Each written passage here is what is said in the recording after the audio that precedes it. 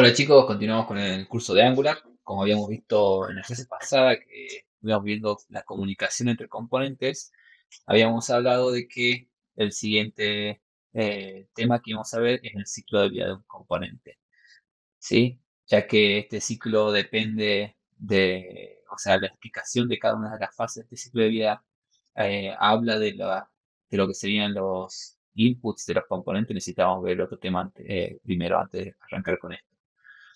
¿Qué es esto del ciclo de vida de un componente? Bueno, para que haya una pequeña descripción de la teoría, dice un componente posee varias fases, desde el momento que se crea hasta el momento que se destruye. Un componente se crea al inicio de una página, al cambiar a una página distinta, o incluso se crean y destruyen de forma dinámica dentro de una misma página. Todo depende de cómo funciona la página en cuestión. Entonces, habíamos visto que cuando creamos, ¿sí? Quiere decir cuando ingresamos a la aplicación y vemos una vista, ¿verdad? ¿Sí? O puede ser una ruta de la aplicación, ya vamos a ver más adelante lo que es las rutas y cómo se manejan. El componente se crea la primera vez que se muestra.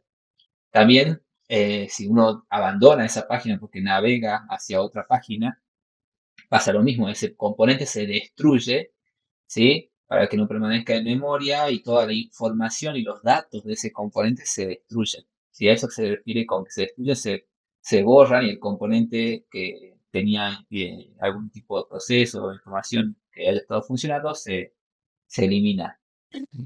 También se destruye cuando, por ejemplo, un componente se muestra o se oculta, por ejemplo, con el ngIf, perdón.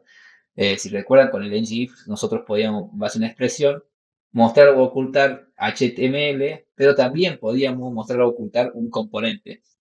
Entonces, cuando un componente se muestra, porque se cumple la condición del ngIf, este mismo va a pasar por todas las fases de construcción, y lo mismo cuando nosotros lo ocultemos, el mismo se va a destruir.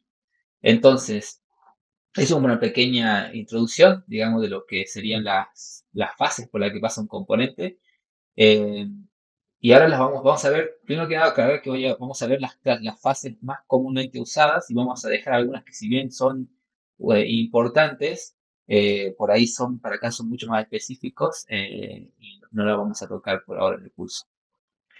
Entonces, básicamente, a nivel código, ¿sí? Como siempre mencionamos desde un principio, eh, Angular, como decíamos nosotros, nos brinda un marco de trabajo. Es decir, Angular básicamente es un framework, como dice la palabra, es un framework, que es marco de trabajo. Básicamente establece la manera en la que la aplicación va a funcionar, ¿no? Y dentro de ese marco de trabajo, lo que nos propone Angular es decirnos que, bueno, cuando nosotros, el componente que nosotros construimos, que nosotros desarrollamos, eh, tenemos que tener en cuenta que el mismo va a pasar por varias fases. Básicamente, para que entiendan, estas fases son nada más y nada menos que funciones que el componente tiene que definir, que nosotros podemos definir, y si nosotros las definimos y colocamos lógica en esas funciones se van a ejecutar en determinados momentos del funcionamiento de la fase por la que atraviesa el componente, ¿no? Entonces, ahora cuando lo veamos en el código se lo va a entender un poco mejor. Nosotros las fases que vamos a ver son solamente cuatro.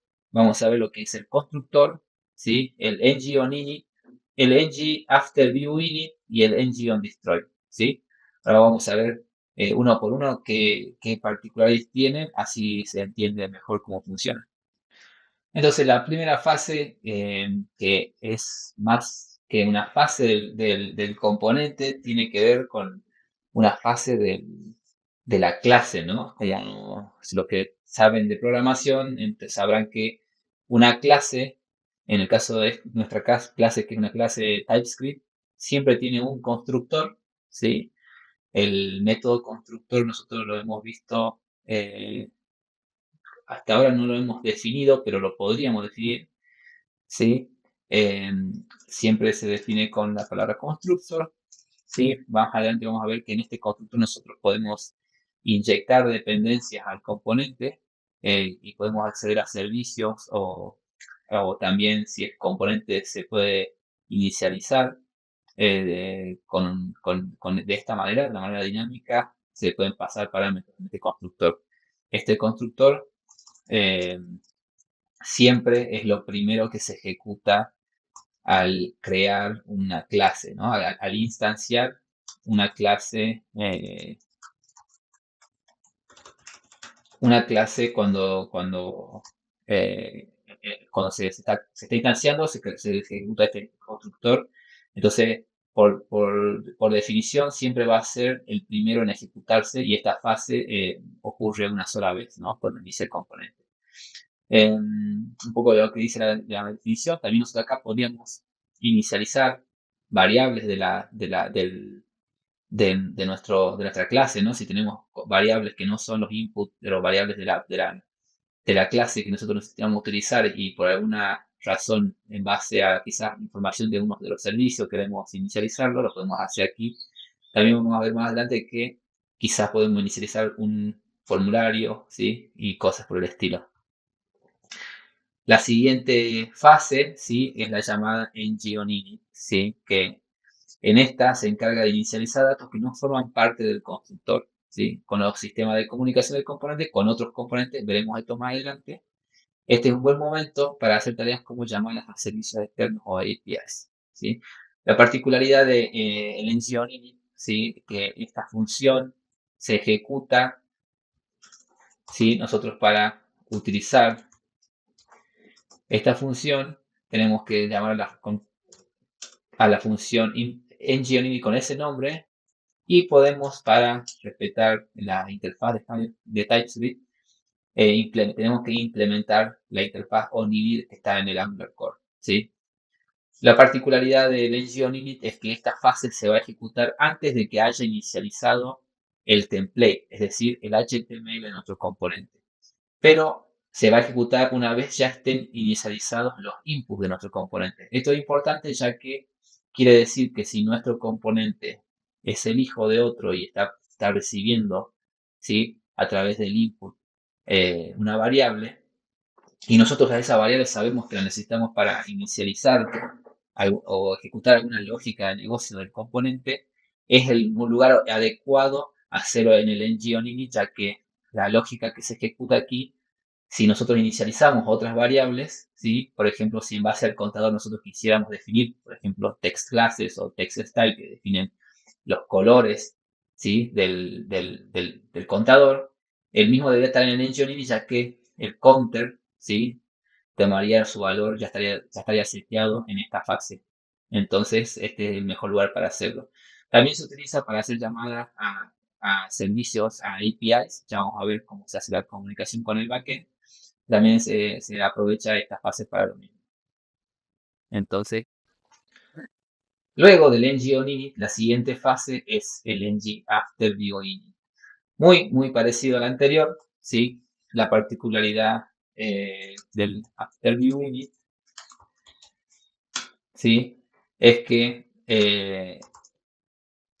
el mismo, a diferencia del ng-on-init, se ejecuta cuando el template ya está inicializado. ¿Qué quiere decir esto? Que ya los elementos dentro del componente ya van a estar inicializados. Esto parece, quizás no se siente la diferencia con el ng-on-init, pero es importante porque si bien nosotros no lo vamos a hacer en el curso, pero hay maneras en las cuales uno con el componente puede referenciar elementos adentro del HTML, ¿no?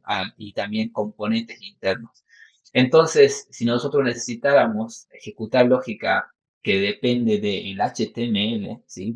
Del template del componente, entonces el lugar correcto sería dentro del ng after init y no en el ng init, ya que seguramente el HTML, o si quisiéramos, por ejemplo, usar un query, o si bien no es una buena práctica, pero por ejemplo, si ustedes quisieran eh, buscar algún elemento en el HTML con JavaScript, como habíamos visto en el curso, en el ng init, ese elemento no existiría, ya que todavía no está inicializado. Pero en cambio, si lo ejecutáramos en el after init, el elemento estaría disponible, nosotros lo podríamos modificar si así fuera necesario. Por último, la fase final, ¿sí? tenemos el ng on destroy.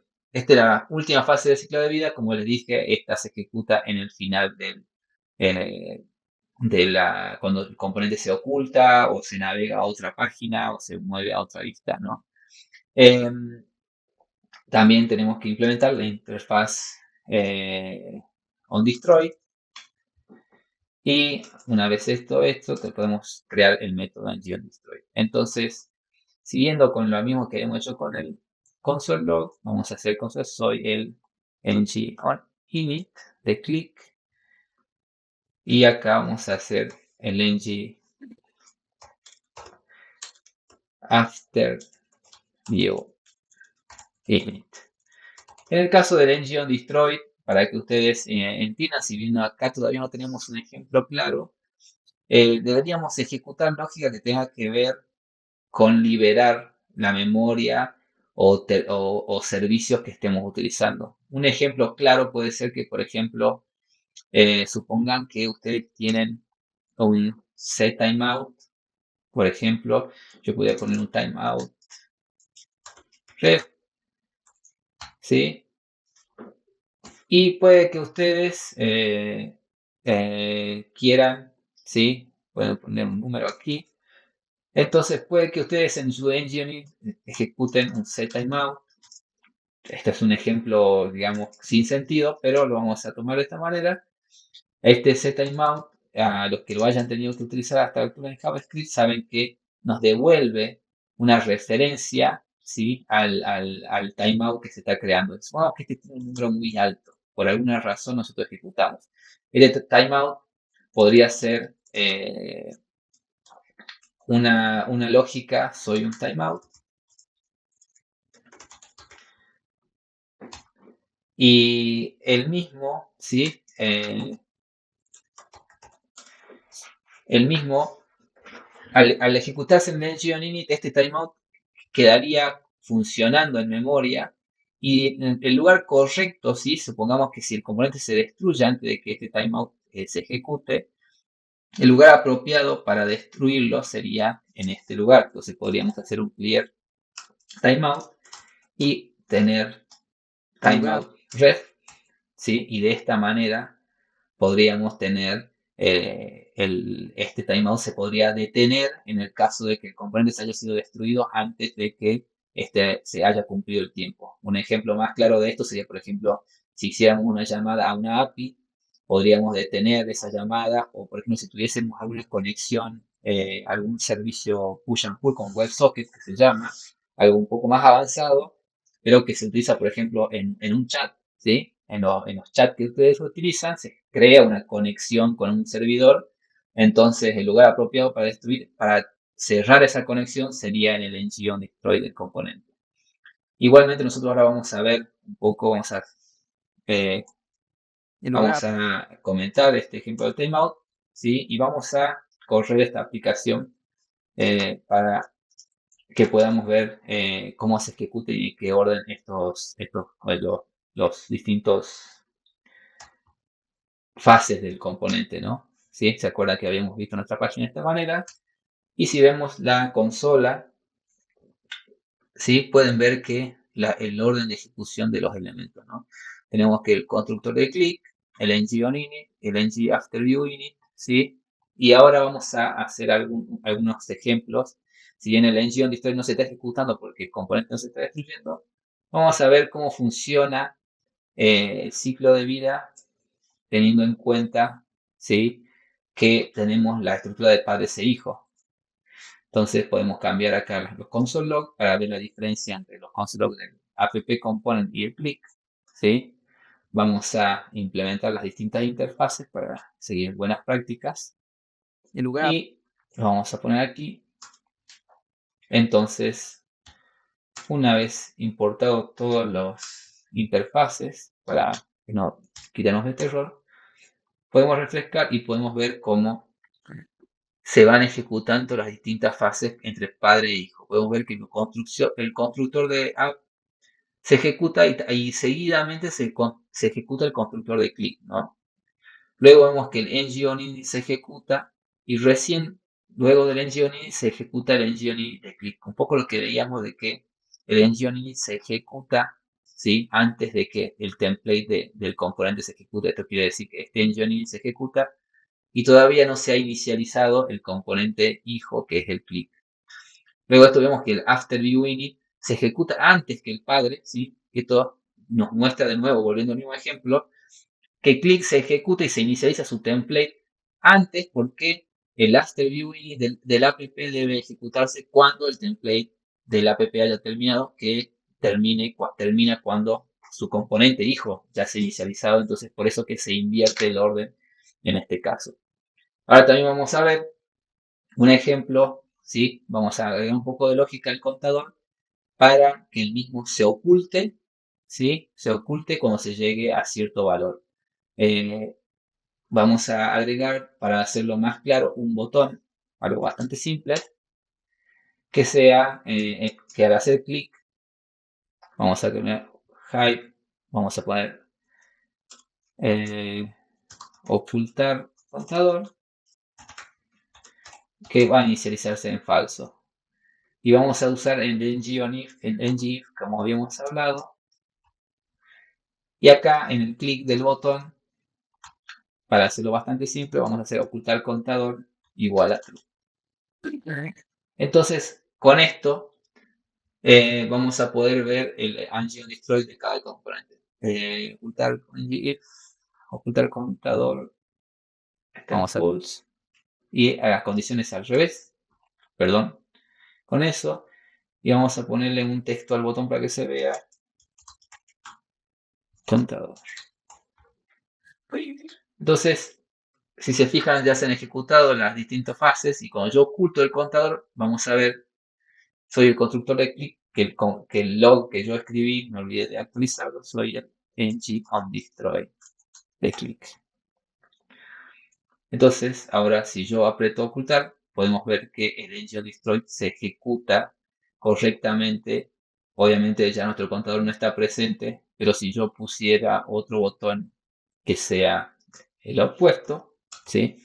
Que sea esto en false, mostrar contador, vamos a limpiar para verlo claramente.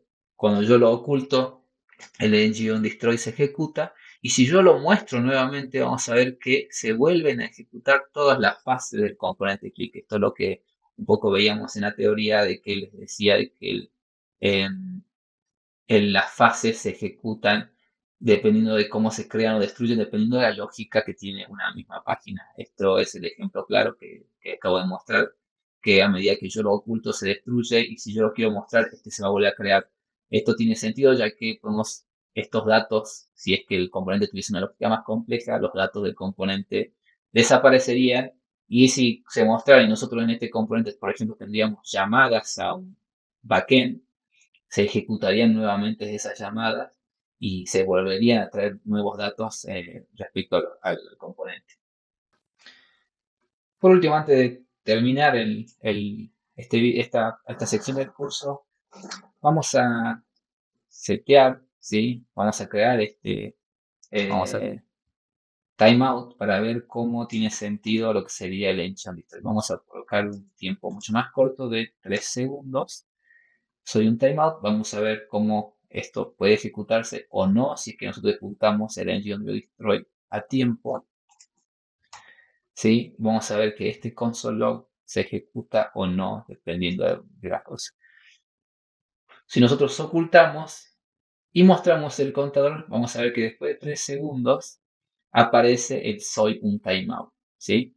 Nosotros lo que decíamos es que si nosotros ejecutáramos el destructor antes de que los 3 segundos pasen, entonces este console log no se tiene que mostrar. Entonces, si yo vamos a borrar la consola, se ejecuta el ng-onDestroy. Si yo lo muestro y lo oculto antes de los 3 segundos, vemos que el ng-onDestroy se ejecutó y el setTimeout no se muestra. Pero ¿qué ocurre si es que yo no hago esta acción de limpieza?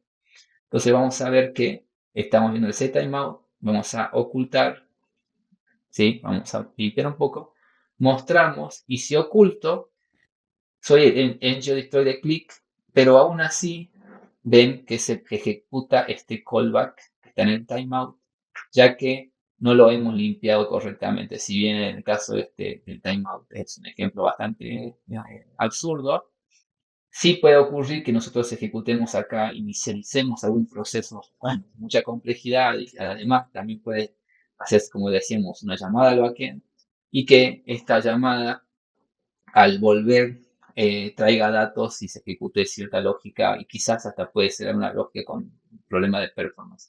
O también porque a veces puede ocurrir que nosotros necesitamos comunicar al backend que se ha desconectado, entonces también es una manera de hacerlo.